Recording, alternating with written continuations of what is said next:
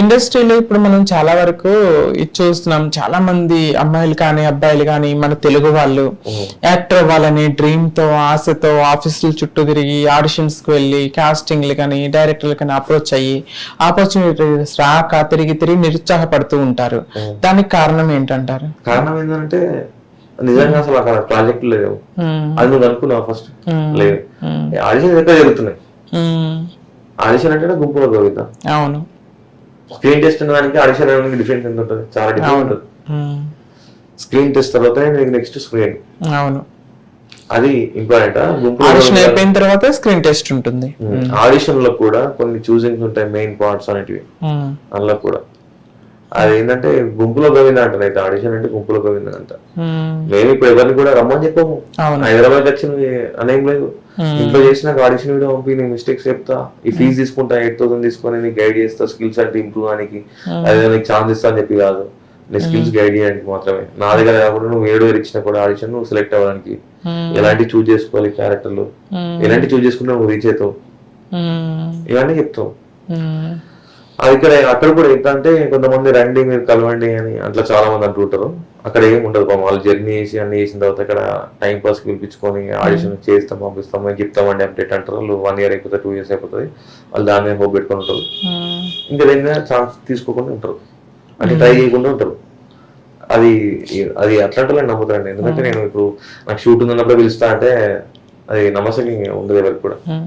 ఇంకొకటి main important విషయం ఏంటంటే కంపారిటివిటీ వేరే ఇండస్ట్రీస్, తమిళ్, కన్నడ, కేరళ ఇట్లాంటి ఇండస్ట్రీస్ తో పోల్చుకుంటే మన తెలుగు ఇండస్ట్రీలో తెలుగు వాళ్ళకి ఆపర్చునిటీస్ తక్కువ ఇస్తున్నారు. హిందీ వాళ్ళని, కన్నడ వాళ్ళని, ఈ వేరే లాంగ్వేజెస్ తెచ్చేస్తే వాళ్ళకి తెలుగు రాకపోయినా కూడా వాళ్ళకి ఆపర్చునిటీస్ ఇచ్చి వాళ్ళని ఎంకరేజ్ చేస్తున్నారు, తెలుగు వాళ్ళని తొక్కేస్తున్నారు అని ఒక వినపడుతూ ఉంది అప్పుడప్పుడు. దాని గురించి మీరు కాస్టింగ్ లో ఉన్నారు కాబట్టి మీకు బాగా తెలుస్తుంది. అట్లే ఇప్పుడు నేను మీకు ఎప్పటి నుంచి అప్రోచ్ అయి ఉన్నా, మీకు ఎప్పుడు టచ్ లో ఉన్నా కానీ మీరు ఎప్పుడు నాతో కోపంగా మాట్లాడలేదు, మీరు ఎప్పుడు నాతో యాక్టివ్ గా మాట్లాడలేదు, నేను ఎప్పుడు మీతో మాట్లాడలేదు. మనం వచ్చిన పని ఎందుకు మనం చేసుకొని నువ్వు ఒకరికి సలహా ఇచ్చేటట్టు లేకుండా నీ పని ఎందుకు నువ్వు చేసుకుంటే ఈజ్ గుడ్ కదా. అవును. సరే పోను ఒక షార్ట్ ఫిల్మ్ రిలీజ్ అయింది మీది, ఒక ఫేమ్ కి వెళ్ళింది, ట్రెండింగ్ కి వెళ్ళింది, రీల్స్ లో వస్తుంది, యూట్యూబ్ లో వస్తుంది, షార్ట్స్ లో వస్తుంది అని చెప్పేసి నీకు పర్సన్ అప్రోచ్ అయినప్పుడు how you do behave as industry ప్రకారంగా, యాజ్ అఫీషియల్ గా how you have to respond. Behaviour important. Behaviour response తర్వాతనే అప్పుడు నేను చూస్ చేసుకోవాలి అని చెప్పి ఆలోచిస్తాడు. ముంబై వాళ్ళు కానీ ఎప్పుడైనా కానీ అంటే యాక్చువల్గా నాకు క్వశ్చన్ రేజ్ చేద్దామని నాకు గుర్తులేదు కానీ గుర్తొచ్చింది. ఏ టైం అయినా సరే ఈ why you are text this time, ఎందుకు ఈ టైంలో టెక్స్ట్ చేశారని చెప్పి ఎవరైనా లేనండి బయట వాళ్ళు. నేను పెట్టినప్పుడు చూడాలని డోలే ఉంది, పొద్దున వెళ్ళొచ్చు రిప్లై చేసి కదా, ఫోన్ ఎంత రెస్పాన్స్ అవ్వట్లేదు అని చెప్పి టెక్స్ట్ చేస్తే నువ్వు ఇప్పుడు ఫ్రీ ఉన్నప్పుడు చూసుకుంటే నువ్వు నాకు రెస్పాన్స్ అవ్వచ్చు కదా. వాళ్ళు హాయ్ సార్ అంటారు, వాళ్ళే కాలేజ్ ఎట్లా ఉన్నారు ఏంటి ఏం సార్ అని చెప్పి వాళ్ళు రెస్పెక్ట్ గా మాట్లాడతారు. వాళ్ళకేం అవసరం ఉంది అంత రెస్పెక్ట్ ఇవ్వాల్సిన అవసరం ఉంది. వాళ్ళని ఎప్పుడు నేను మీట్ అవ్వలేదు. అవును, వాళ్ళని చూసిన వాళ్ళే కదా, సోషల్ మీడియాలో ఇన్స్టాలో అట్లా చూసిన వాళ్ళే నాకు అప్రోచ్ అయిన వాళ్ళే కదా.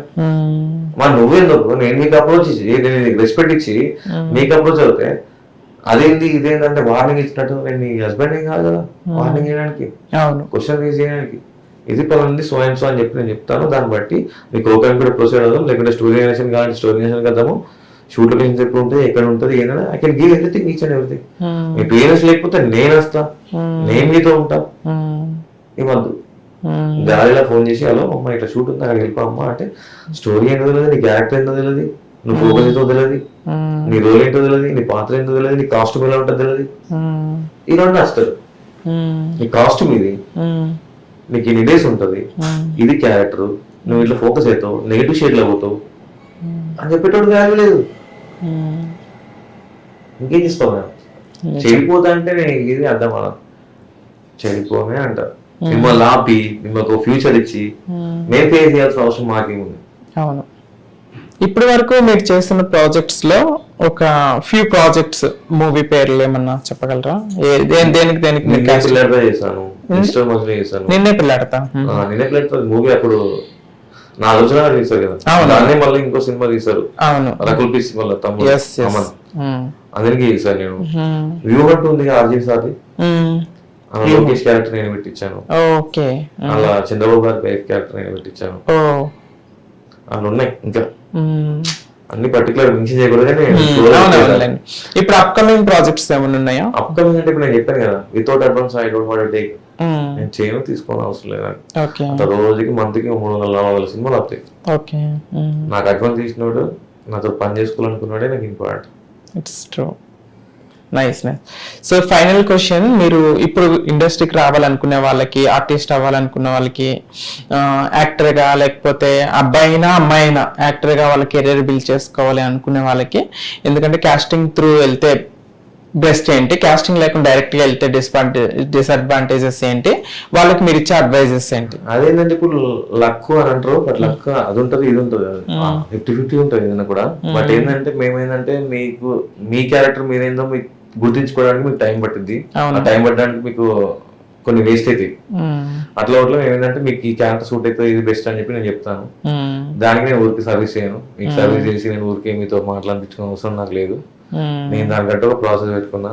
ఇన్స్టాగ్రామ్ డైరెక్ట్ ఉంటుంది, యూట్యూబ్ లో డైరెక్ట్ ఇంటర్వ్యూస్ ఉంటాయి. నన్ను తొక్కడానికి కూడా కొంతమంది చాలా మంది రెడీగా ఉన్నారు. వీడికి నిజాయితీగా ఉన్నది, డైరెక్ట్ గా పేమెంట్ ఆర్టిస్ట్ ఎంత ఇస్తుండో డైరెక్ట్ అమౌంట్ ఇప్పేస్తుండు, అమౌంట్ ఇప్పేసి మనకి ఎంత తీసుకుంటుండో వాడు అది కూడా ఇప్పేస్తుండు. అట్లా చెప్పి నీకు ప్రాజెక్టులు ఎక్కొస్తున్నాయి అని చెప్పి తొక్కట్లు చాలా మంది ఉన్నారు. దానికి కూడా నేను భయపడేదేం లేదు. యూ కెన్ కీప్ డైరెక్ట్, నువ్వు ఎక్కడ పోతావు అక్కడ పోయి కాంప్లీట్ చేసుకో, నేను కూడా వస్తా, నీ ఫోన్ పెట్టు నా ఫోన్ పెట్టని తెగించడానికి కూడా నేను రెడీ ఉన్నా. బట్ ఇప్పుడు నేను చెడు పనులు లేదు కాబట్టి నాకు ఇబ్బంది ఏం లేదు. ఐ కెన్ ఫేస్ అని చెప్పేసి. అది ఇంకోటి ఏంటంటే చేసే దాంట్లో ఏది అసలు ఉందా లేదా, కరెక్టా కాదు, అసలు ఉందా లేదా, అసలు ఫస్ట్ ఆఫ్ ఆల్ అది ఓన్లీ టెంపరీ మందం ఉందా, జస్ట్ టైం పాస్ కోసం అప్రోచ్ అవుతారా, ఈ కౌంట్ చెక్ అంటే మీరు అన్ని చెక్ చేసుకోవడానికి మీకంటూ క్వశ్చన్స్ ఉన్నాయి. మీరు ఒక ఆర్టిస్ట్ కాబట్టి ఒక పర్సన్ అప్రోచ్ అయినప్పుడు ఏ డైరెక్టర్ అయినా కూడా ఈ సినిమా బాగుంటది, ఈ సినిమా చేస్తే నీకు ఫ్యూచర్ బాగుంటుంది అని చెప్పేసి ఎంతో మంది డైరెక్టర్లు ఉంటారు. వాళ్ళ సినిమాకి వాళ్ళ స్టోరీకి వాళ్ళు గొప్పనే. అందరికి ఆ క్యారెక్టర్ సూట్ అవ్వకపోవచ్చు, రీచ్ అవ్వకపోవచ్చు, మధ్యలో ప్రొడక్షన్ ప్రాబ్లం రావచ్చు, ఏదో రావచ్చు.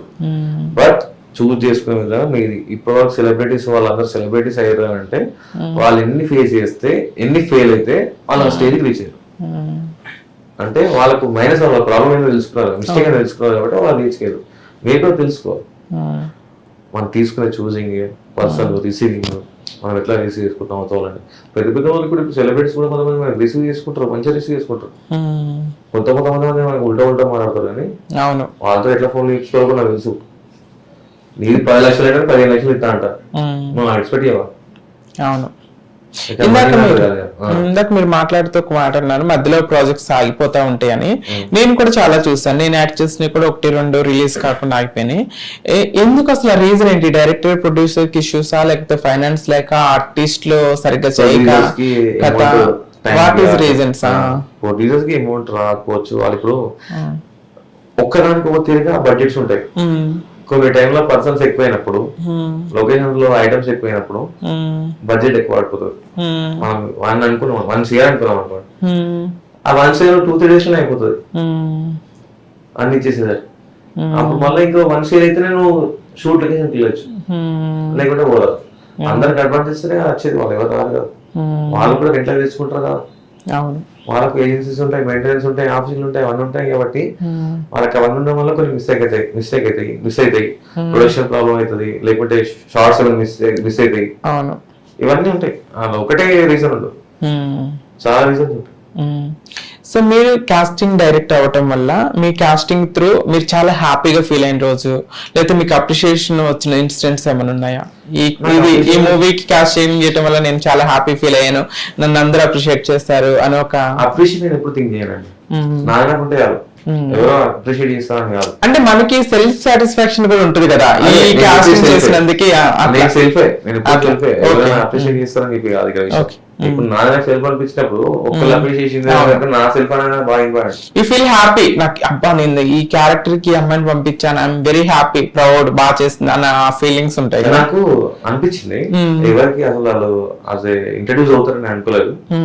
వాళ్ళు ఇంట్రడ్యూస్ చేసా అంత హ్యాపీ ఉంది. బట్ అది ఇంటర్వ్యూకి వచ్చేసి ఈ ప్రాజెక్ట్ కి రావడానికి కారణం ఎవరు అని అంటే ప్రొడ్యూసర్ పేరు చెప్పింది. నేను అప్పుడు బ్రేక్ అయిపోయినా. అంటే నువ్వు నాకు శాలరీ ఇవ్వలేదు, కమిషన్ ఇవ్వలేదు, నేను నీ దగ్గర నుంచి ఏం ఎక్స్పెక్ట్ చేయలేదు. యాజ్ ఏ ఫీల్డ్ వచ్చేసరికి నేను స్టోరీ పెట్టకుండా, నీకు కాంప్లెక్స్ కాల్ పెట్టకుండా, నీ షూట్ లొకేషన్ వచ్చి నీకు రూమ్స్ ఉన్నాయో లేవని చూడకుండా నేను డైరెక్ట్ ప్రొడ్యూసర్ ఇట్లా అప్రోచ్ చేయడం నాకు అర్థం కాలేదు. ప్రొడ్యూసర్ కి నీకు పరిచయం ఎప్పటి నుంచి ఉంది మరి?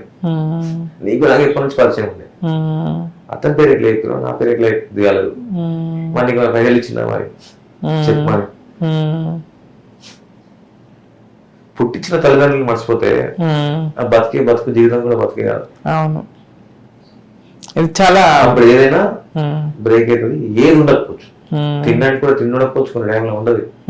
నువ్వు బయటకు ఎక్కడైనా పని చేస్తాను కూడా నీకు ఇబ్బంది, జాబ్ దొరకదు లేడీస్ కి అంత తొందరగా. ఇంటర్వ్యూస్ ఎంతమంది చాలా మంది ఇస్తారు జాబ్ల కోసం. అదే బయట పోవడం డెలివరీ అయినా వేసుకుంటాడు, ఏదైనా వేసుకుని పూట తింటాడు, ఇంటికి పూట పెడతాడు. నువ్వు అదే ఒక అమ్మాయి పొద్దున రాత్రికి వచ్చి నువ్వు పూట పెట్టమంటే పెడతావు అంటే చేస్తారు. వాళ్ళకు ఉన్నట్టు వాళ్ళకు ఉంటుంది, ఎవరి స్ట్రెంత్ వాళ్ళకి అట్లనే కాదు. బట్ ఏంటంటే ఎవరిని తక్కువ చేయాలి, ఎవరిది వాళ్ళకు ఉంటుంది. ఎవరిని తక్కువ చేయడానికి మనం ఎవరండి క్వశ్చన్ చేయాలి. వాళ్ళ లైఫ్ వాళ్ళది, వాళ్ళకు ఉండేది వాళ్ళకు ఉంటుంది. కానీ నేను ఫేస్ చేసుకునే కాబట్టి ఇట్లా మాట్లాడుతున్నా.